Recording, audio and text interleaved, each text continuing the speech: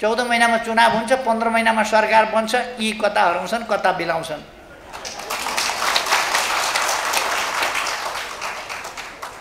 यी फ्रिजबाट निकालिएका आइसका डल्ला हुन्, आफै परेको आइस होइन यो, फ्रिजमा बनाइएका आइसहरू। यी डल्ला बाहिर राखिदिएपछि एकछिनपछि पग्लिहाल्छ। चुनाव भनेपछि अस्ति नै देख्नु भएन तपाईँहरूले? चुनाव भनेपछि त प्रतिगमन भनेर कराएको देख्नु भएन? थरथर काम्दै डराउँदै। चुनाव प्रतिगमन हुन्छ त अब के, अब 1 वर्षपछि प्रतिगमनै हुने भयो त देशमा। अब 1 वर्षपछि त चुनाव गर्नुपर्छ, 14 महिनापछि। 14 महिनापछि त अनिवार्य चुनाव गर्नुपर्छ। के देश अनिवार्य रूपमा प्रतिगमनमा जाने भयो त चुनाव हुँदा? जनादेश आउँदा चुनाव प्रतिगमन हुने भयो? संविधान मिचिने भयो त? कस्तो शासन खोजेका छन् यी तानाशाहहरूले? चुनाव टाल्ने खालको।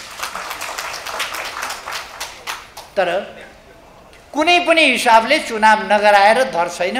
चुनाव गराउन यिनीहरू बाध्य छन्। तपाईँहरूलाई अलिक दुःख कष्ट यस बिचमा दिन सक्छन्। धेरै चिन्ता नगर्नुहोस्। प्रधानमन्त्री भएकै दिन घोषणा गरेको थिएँ, म आफू पनि भ्रष्टाचार गर्दिनँ, अरूलाई पनि भ्रष्टाचार गर्न दिन्न।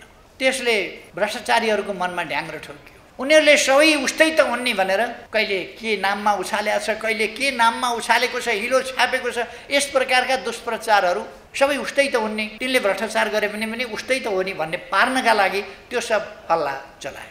आज देखिन थालेको छ सोझै सेटिङमा कसलाई भन्सार छुट दिने, कसलाई भन्सार नदिने, के गर्ने कसो गर्ने भन्ने यो अरबौँको खेल भइसक्यो। टिङ होइन भन्न सकिने ठाउँ छैन।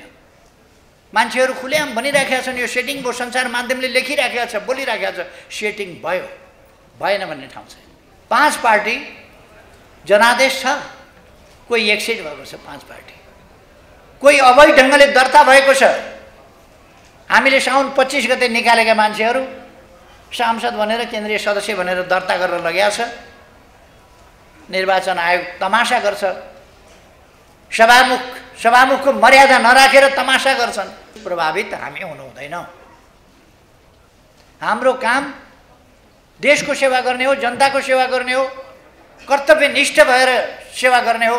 त्यसकारण कुन सरकार छ भन्ने कुरा होइन, आफ्नो कर्तव्य नियम कानुन बमोजिम नियम कानुनको परिधिभित्र रहेर आफ्नो कर्तव्य जुनसुकै सरकार आओस् तपाईहरुले सक्रियताका साथ निर्वाह गर्नुपर्छ। सरकारलाई असहयोग गर्ने होइन। सरकारलाई असहयोग गर्ने भनेको काम नगर्ने हो, काम नगर्ने भनेको देश विकासलाई अझ पछाडी पार्ने हो। यो बुद्धि त कांग्रेस र माओवादी केन्द्रको जस्तो भएन। यस्तो बुद्धिका पछाडी लाग्नु हुँदैन। हामी राष्ट्र सेवक,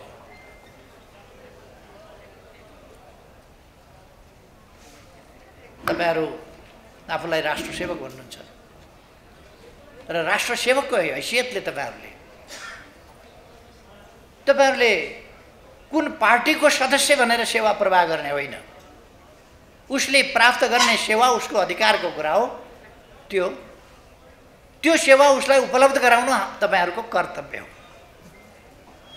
सेवाग्राहीको सेवा प्राप्त गर्ने अधिकार र राष्ट्र सेवकहरुको सेवा उपलब्ध गराउने कर्तव्य, यस कुराबाट हामी तलमाथि हुनु हुँदैन भन्ने कुरा विचार गर्नुपर्छ। यो कहिले पनि हामी तलमाथि हुनु हुँदैन। तपाईहरुको काँधमा बहुत गहन जिम्मेवारी छ। देशमा अझै पनि भ्रष्टाचार छ। देखे कारबाही गर्ने, नदेखे त फेरि नदेखेको त अब एकदम राम्रै शुद्धै भइगयो। तर हामीले नदेखिकन चाहिँ भ्रष्टाचार गर्नु हुँदैन। हामी स्वच्छताको प्रतीक हुनुपर्दछ, स्वच्छताको उदाहरण हुनुपर्दछ, भ्रष्टाचार विरोधको उदाहरण हुनुपर्दछ र आफू पनि भ्रष्टाचार गर्न नदिने, आफू पनि नगर्ने, अरूलाई पनि गर्न नदिने नीति अवलम्बन गर्नुपर्छ। मैले प्रधानमन्त्री छँदा, प्रधानमन्त्री भएकै दिन घोषणा गरेको थिएँ, म आफू पनि भ्रष्टाचार गर्दिनँ, अरूलाई पनि भ्रष्टाचार गर्दिनँ दिन्न। त्यसले भ्रष्टाचारीहरूको मनमा ढ्याङ्ग्रो ठोक्यो। उनीहरूले सबै उस्तै त हुन् नि भनेर कहिले के नाममा उछालेको छ, कहिले के नाममा उछालेको छ, हिलो छापेको छ, यस प्रकारका दुष्प्रचारहरू सबै उस्तै त हुन् नि, तिनले भ्रष्टाचार गरे पनि उस्तै त हो नि भन्ने पार्नका लागि त्यो सब हल्ला चलाए।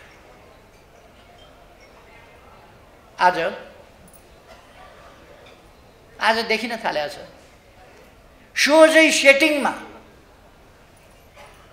कसलाई भन्सार छुट दिने, कसलाई भन्सार नदिने, के गर्ने कसो गर्ने भन्ने यो अरबौंको खेल भइसक्यो। कसरी यति बेर यो बीचमा आएर करका दरहरू यत्रो ठुलो ढङ्गले देशलाई अरबौं मात्रै होइन यो खरबौंको तलमाथि पर्ने गरी कसरी हेरफेर गरी सबै सेटिङ होइन भन्न सकिने ठाउँ छैन। मान्छेहरू खुलेआम भनिराखेका छन्, यो सेटिङ भयो, सञ्चार माध्यमले लेखिराखेका छ, बोलिराखेका छ, सेटिङ भयो भएन भन्ने ठाउँ छैन। म राष्ट्रसेवक कर्मचारी मित्रहरूलाई तपाईहरुलाई भन्न चाहन्छु, खास गरी निजामती नेपाल निजामती कर्मचारी संगठन क्लिननेसको स्वच्छताको प्रतीक संगठन हुनुपर्छ। कसैले घुस खुवाउन खोज्यो भने पनि खान्न भन्ने हिम्मत गर्नुपर्छ तपाईहरुले। मलाई सरकारले तनखा दिएको छ, म त्यो तनखामा काम गर्छु, म कमिसन एजेन्ट होइन, म भ्रष्टाचारी होइन, म भ्रष्ट होइन र भ्रष्टाचार गर्दिन भनेर तपाईहरुले भन्नुपर्छ। सरकारलाई भ्रष्टाचार गर्न नदिनका निम्ति रखबारी पनि गर्नुपर्छ।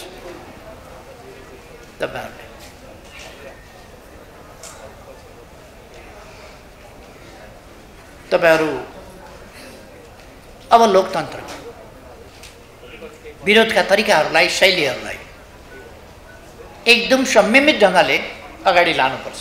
यो सरकार अत्यन्तै अन्यायपूर्ण ढंगले, दमनकारी ढंगले उत्रिन थालेको छ। यो सहज ढंगले बनेको स्वाभाविक बाटोबाट आएको सरकार होइन। यो जनताबाट निर्वाचित भएर आएको सरकार होइन।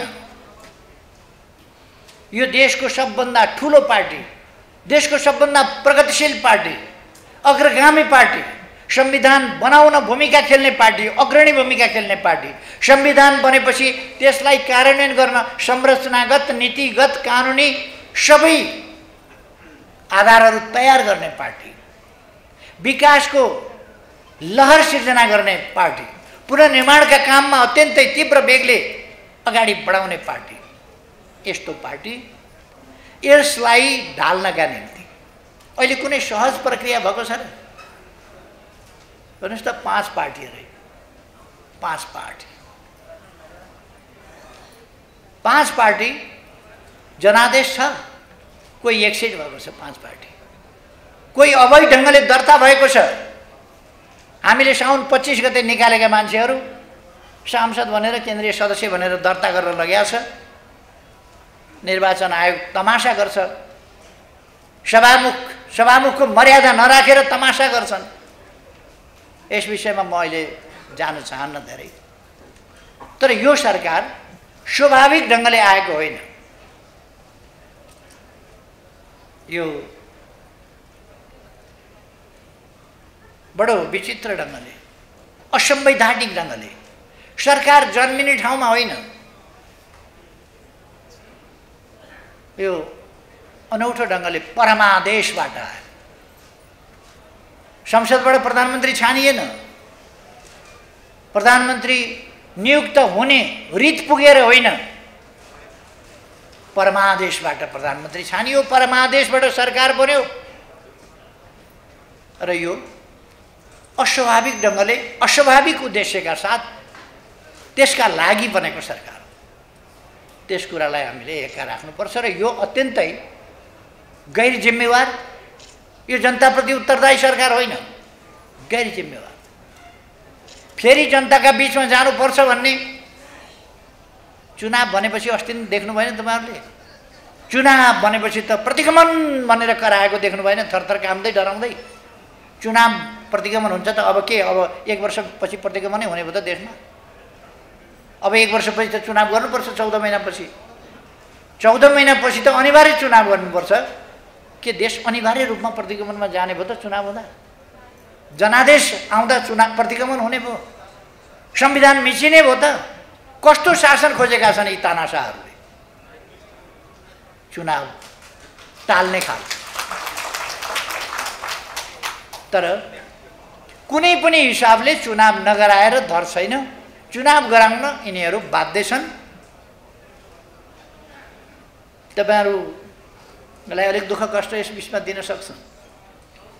धेरै चिन्ता नगर्नुहोस्। 14 महिनामा चुनाव हुन्छ, 15 महिनामा सरकार बन्छ। यी कता हराउँछन्, कता बिलाउँछन्।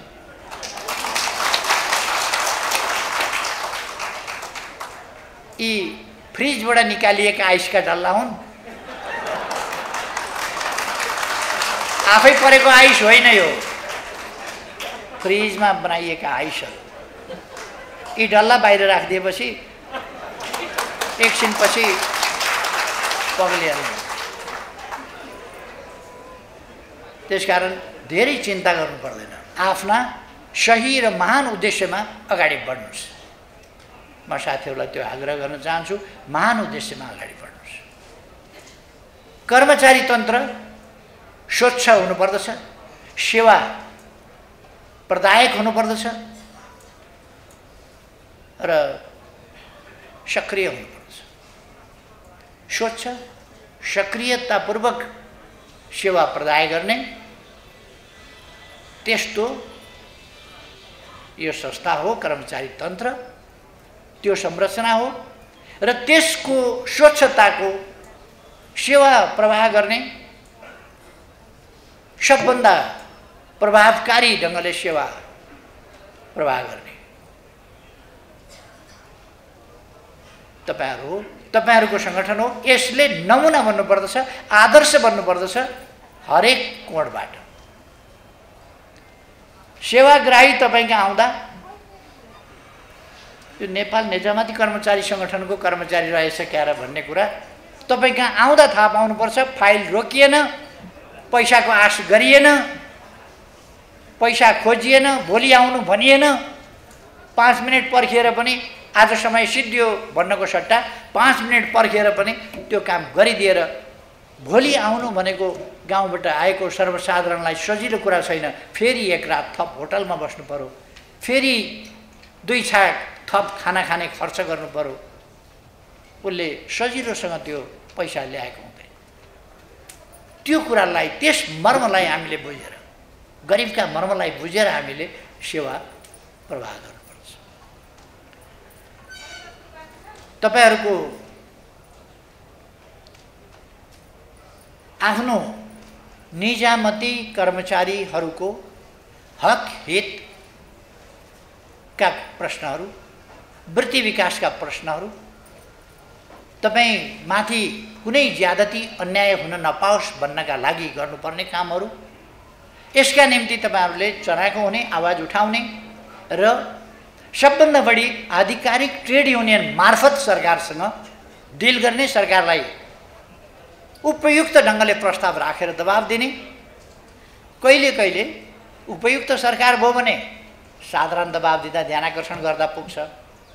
कहिले कहिले बुझाउन गाह्रो पर्ने सरकार हुन्छ, त्यसलाई अलिक बुझ्ने गरी भन्नुपर्ने खण्ड पनि आउँछ। धेरै चिन्ता नगर्नुहोस्। त्यस्तो अवस्थामा वर्षक हामी पनि ध्यान दिन्छौँ कि सरकार जथाभावी स्वेच्छाचारी ढङ्गले नचलोस्, दमनकारी भएर नजाओस्, लोकतान्त्रिक र कानुनी राजको हिसाबले सरकार चलोस्। हाम्रो ध्यान त्यतापट्टि हुन्छ। यतापट्टिका कर्तव्यहरू पनि तपाईहरुले पुरा गर्नुपर्नेछ। आफ्नो संगठन, आफ्ना संगठनका उद्देश्यहरू, यिनीहरूलाई लिएर तपाईहरु कर्मचारीका बीचमा व्यापक रूपले जाने। अब त हाम्रो एकता पनि भइगयो, धेरै साथीहरू झन् आइसक्नुभयो, झन् हामी मजबुत भइसक्यौँ। अब 8औं बैठकले आयोजक समिति बनाइसक्यो, अब 11औं राष्ट्रिय अधिवेशन हुन्छ, त्यसो भएपछि हामी एकदम सुरु अगाडि बढ्छौँ मात्रै भनेर हुँदैन। तपाईहरू हरेक कर्मचारीका बिचमा जानुपर्छ। जो तपाईहरूको सङ्गठनमा हुनुहुन्न ती सबै बाटो बिराएका हुन् भन्ने तपाईँले ठान्नुपर्छ। ती बाटो बिराएका हुन्, नबुझेका हुन्, आफ्नै हित नबुझेर आफ्नै खुट्टामा बन्चरो हान्ने सङ्गठनमा गएर काम गरिरहेछ। तिनलाई त्यहाँबाट उन्मुक्ति दिनुपर्छ। तिनको उद्धार कसले गर्ने? तिनको वैचारिक उद्धार। धेरै प्रकारका रेस्क्यु हुन्छन् नि, तिनको वैचारिक रेस्क्यु, त्यो उद्धार चाहिँ तपाईहरूको सङ्गठनले गर्नुपर्छ। जिल्ला जिल्लामा, कार्यालय कार्यालयमा। किन तपाईहरूको सङ्गठन ठिक छ? यस्तो हुन पर्यो भने कतै मास्क वितरण गर्दाखेरि पनि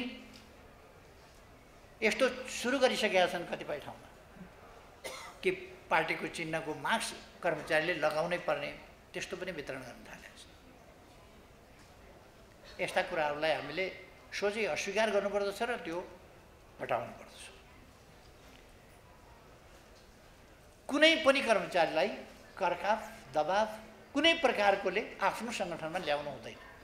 फेरि हामी पनि अलोकतान्त्रिक भइहाल्छौँ।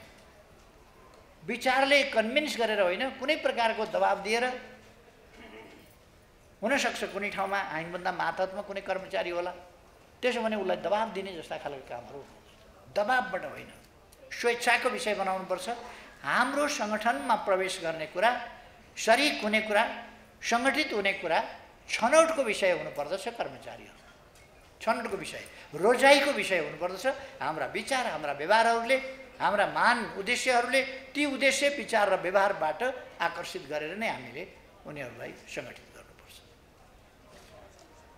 तपाईँहरूको उच्च मनोबल देखेर मलाई खुसी लागेको छ। यसले तपाईँहरूलाई सफलतातिर डोर्याउँछ, पुर्याउँछ भन्ने मैले ठानेको छु। र मैले अघि नै भने तपाईँहरूले 10औं राष्ट्रिय अधिवेशनबाट निर्वाचित केन्द्रीय कमिटीलाई अब महाधिवेशन आयोजक कमिटीमा परिणत गर्नुभएको छ। आयोजक समितिलाई म समयमै सम्मेलन, राष्ट्रिय सम्मेलन, 11औं राष्ट्रिय सम्मेलनको सफलतापूर्वक आयोजनाको तीव्र तयारीमा जुट्न र त्यसलाई सफल बनाउन आग्रह गर्न चाहन्छु।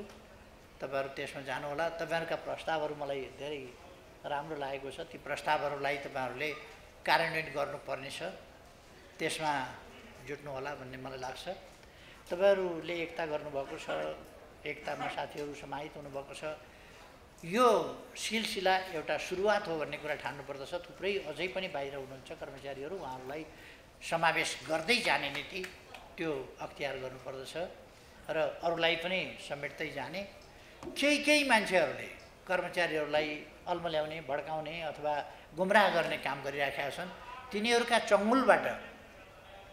चङ्गुलबाट छुटाएर तपाईँहरूले आफ्नो सङ्गठनमा उनीहरूलाई आकर्षित गर्ने र गोलबन्द गर्ने काम गर्नुपर्दछ। तपाईँहरूलाई सबै काममा सफलता मिलोस्। फेरि एकपल्ट तपाईँहरूलाई सफल आयोजनाका लागि यो 8औं बैठक, आयोजक कमिटीको निर्माण, साथीहरू प्रवेश र अरू राष्ट्रिय बेला सबैको सफलता तपाईँहरूले अत्यन्तै सफल ढङ्गले आयोजना गर्नुभएको छ। यसका निम्ति बधाई भन्न चाहन्छु, धन्यवाद भन्न चाहन्छु। मलाई अर्को ठाउँमा जान धेरै ढिलो भइसक्यो हुनाले अब म यहाँहरूसँग बिदा पनि हुन्छु।